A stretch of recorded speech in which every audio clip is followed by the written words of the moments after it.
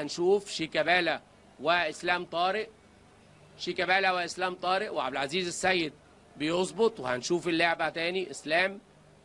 اسلام بيشوف اللاعب كوره كده كده، حركات حراس مرمى هنشوف ونتابع. شيكابالا واسلام طارق،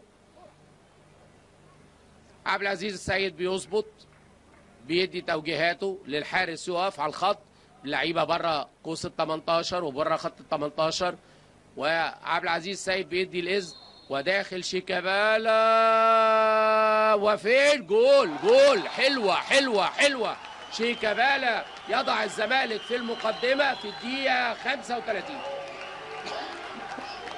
شيكابالا يضع الزمالك في المقدمه في الدقيقه 35 1-0 من ضربه جزاء.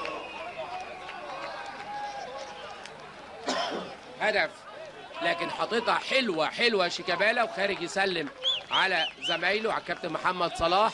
شيكابالا وقف وكده ثانيه وحطها بالقدم اليسرى